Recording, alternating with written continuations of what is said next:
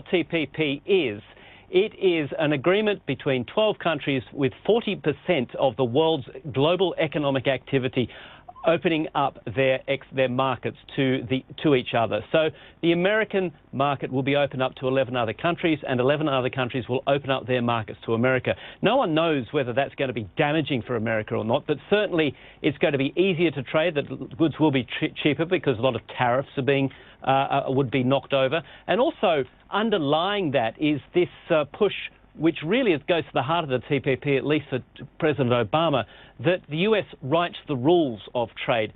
It inserts into those rules labour protection, environmental protection, looking after copyright, those sorts of issues. Now, they've all gone with the end of the TPP, so we don't exactly know what these bilateral deals that Donald Trump's talking about are going to look like, whether they're going to include this.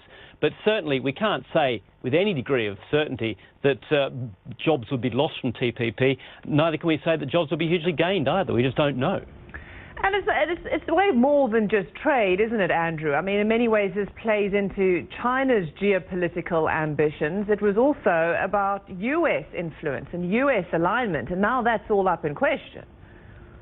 Absolutely. Geopolitics is very much a part of this.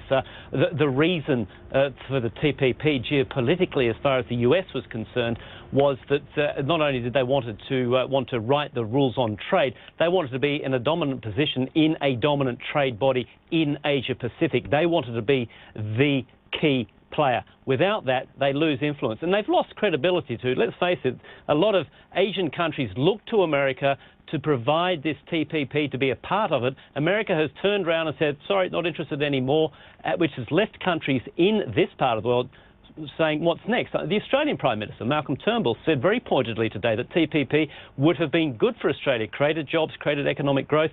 He's not alone in thinking that. What it does is let China perhaps write the rules of trade on the next big trade deal, which Asia Pacific will sign up to. So China, from being outside the tent because it wasn't invited to the TPP, is now front and centre of the new tent of any new trade deal. So China is obviously very happy about that.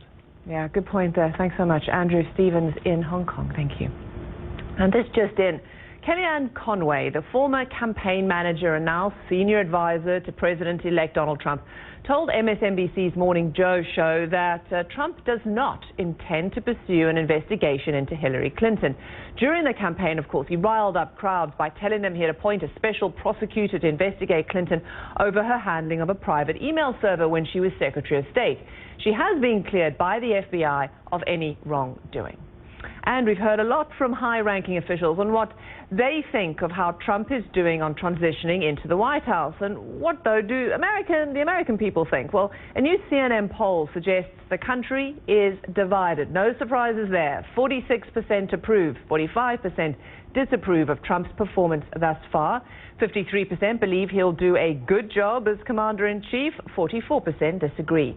Now, when it comes to the economy, more people believe Trump will be able to handle it better than did for either Barack Obama or Ronald Reagan at the beginning of their terms.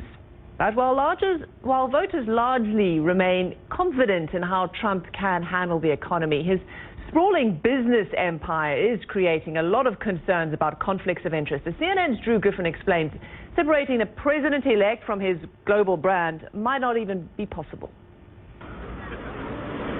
It started with what was billed as a courtesy call. Japanese Prime Minister Shinzo Abe slipping in a back elevator at Trump Tower to meet the president-elect. Trump's daughter, Ivanka, in attendance.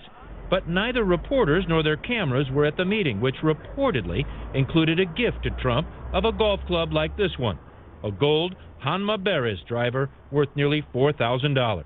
Then came the two businessmen from India who currently own Trump-branded properties south of Mumbai.